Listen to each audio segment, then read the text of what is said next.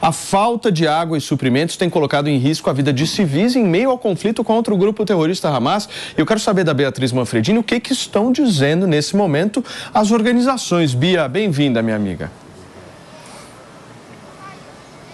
Oi, Paulo. Bom dia para você e para todos aí no estúdio do Morning Show. Olha, esse foi um alerta, uma carta, inclusive, redigida pela diretora executiva da Unicef, né, o Fundo das Nações Unidas para a Infância, Catherine Russell, e ela mandou essa carta para o Conselho de Segurança da ONU, dizendo que por conta dessa falta de água potável, de água própria para consumo, a situação ali na faixa de Gaza está prestes a se tornar catastrófica. Ela disse que cerca de 2 milhões de pessoas estão em extrema necessidade, nesse sentido de falta de água potável.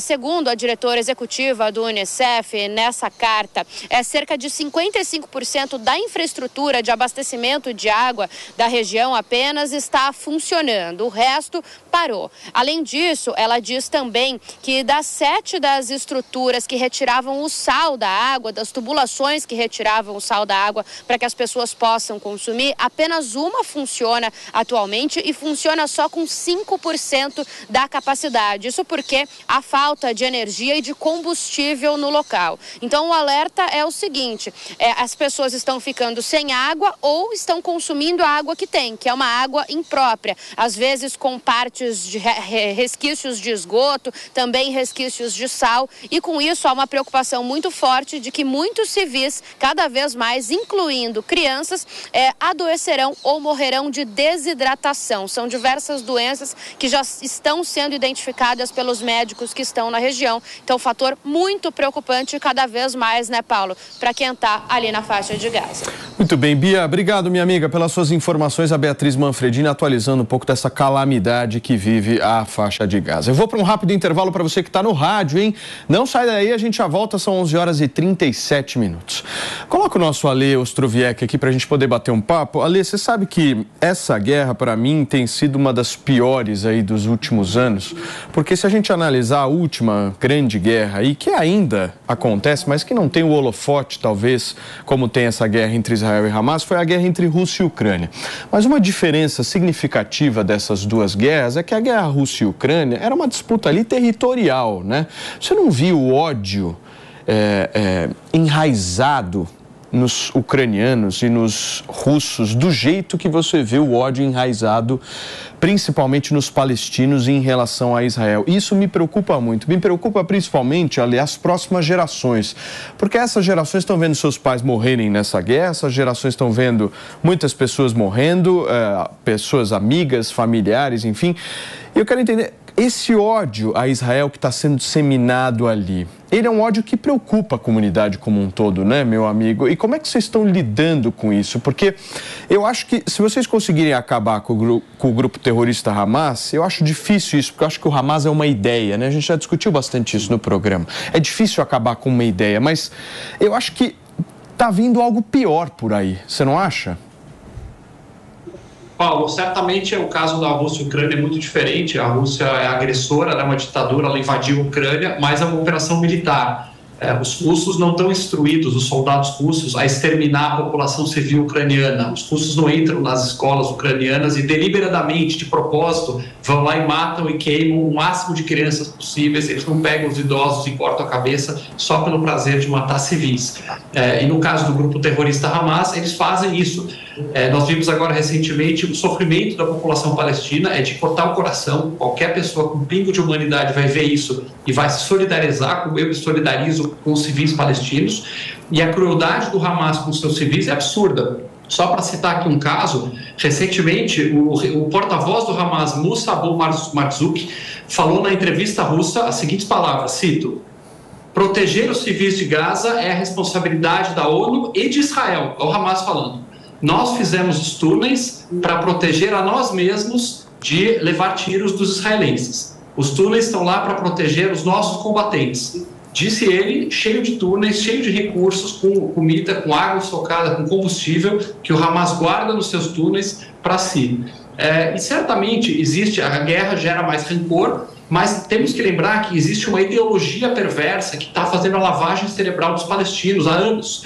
Desde 2005, Israel não pisa mais em Gaza, não tem um israelense lá. E mesmo assim, o Hamas, nessa ideologia radical islâmica de exterminar o Estado judeu, de acabar com Israel, vem treinando as novas gerações. Então, isso me lembra um paralelo aí um pouco, mais com a Alemanha nazista, com a necessidade dos aliados de ocupar a Alemanha, remover a ideologia nazista, prender os líderes, os teólogos, os educadores nazistas e desnazificar a Alemanha.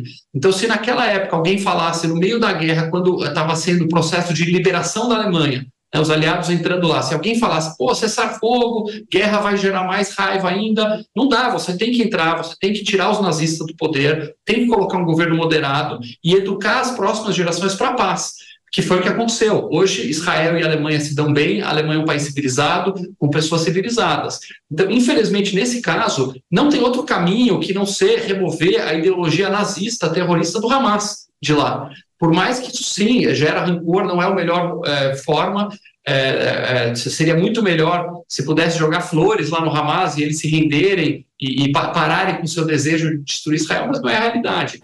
Muito bem, gente, nós vamos receber quem nos acompanha agora pelo rádio na manhã desta quarta-feira, para todo mundo estar na mesma página aqui com o Morning Show. São 11h41, para você que sintonizou agora na programação da Jovem Pan, estou batendo um papo aqui com o Alexandre Ostrowiec, ele que é economista especialista aí em relações internacionais, Oriente Médio principalmente. A gente estava conversando um pouco da nossa preocupação a respeito desse ódio que a guerra dissemina, né? Porque a gente entrevistou aquele rapaz, o Hassan, aqui, não sei se você estava acompanhando hoje pela manhã, que é um dos brasileiros que está lá na faixa de Gaza e não está conseguindo voltar. E, naturalmente, no discurso dele, a gente vê um ódio sendo exalado a Israel e colocando Israel como se fosse o grande culpado por toda essa história. Só que eu me questiono assim, como é que alguém consegue... E aí eu não estou julgando o Hassan especificamente, porque a situação dele é de calamidade e, naturalmente, ele está tentando de todos os esforços ali para tentar sair daquele lugar. Mas as narrativas que estão sendo colocadas ali, essas narrativas que eu não consigo compreender, porque se você tem um grupo terrorista, como é o grupo Hamas, e assim, lição de casa para qualquer um que quer entender essa guerra, entrem no site do Hamas e verifiquem o que consta ali.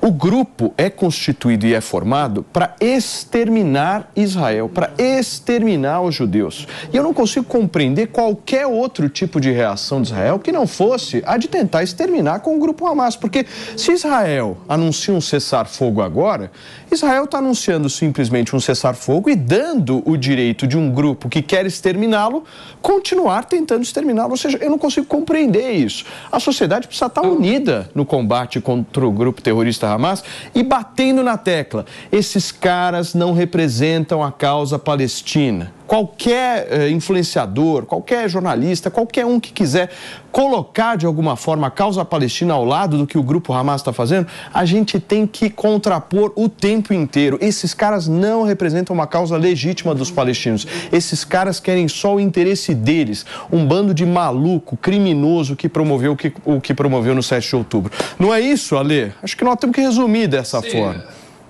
Paulo, pode ter 1000 narrativas, o que importa são os fatos. Os fatos é que Israel vem há 17 anos tentando acalmar a região. A linha mestra em Israel era não vão para Gaza, não pisa em Gaza, não incomoda em Gaza, libera o máximo de palestinos possíveis para entrar no território de Israel para trabalhar, para a gente tentar desenvolver a economia lá. Israel não tem o menor interesse em cutucar e aumentar a temperatura.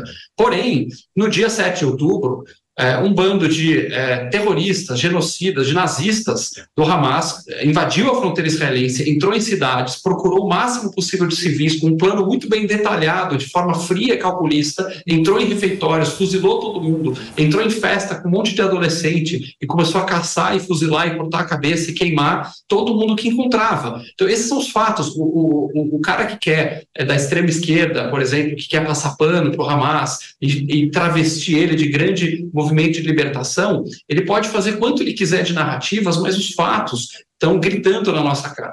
O fato é que o povo palestino, infelizmente, é usado como peão, como massa de manobra por países radicais da região e por movimentos radicais. Essa é a verdade. E como você bem disse, nós precisamos separar. Uma coisa é o terrorismo e os radicais que querem acabar com Israel, e outra coisa é o pessoal que defende os direitos do povo palestino de ter o seu país viver em paz, como eu, por exemplo.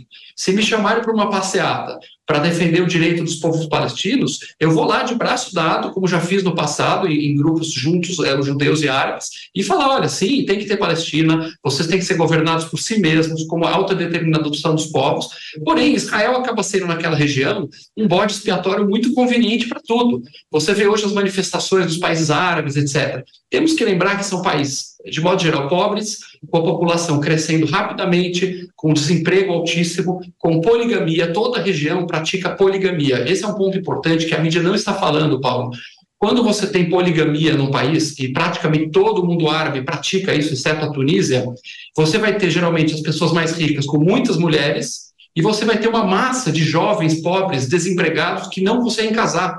Então, imagina o caldo de explosão que é isso. Você ter um monte de jovens, milhões, que nunca vão casar, porque não tem mulher para eles, que não tem emprego, que não tem renda, e aí você precisa direcionar essa raiva, esse ódio, num país ainda que não tem democracia, que é tudo ditadura. Quem que vai ser o bode expiatório? Quem vai ser o culpado de plantão? No primeiro momento, Israel, e, claro, o mundo livre como um todo. Existe hoje uma disputa entre os radicais e o mundo livre. Sem dúvida.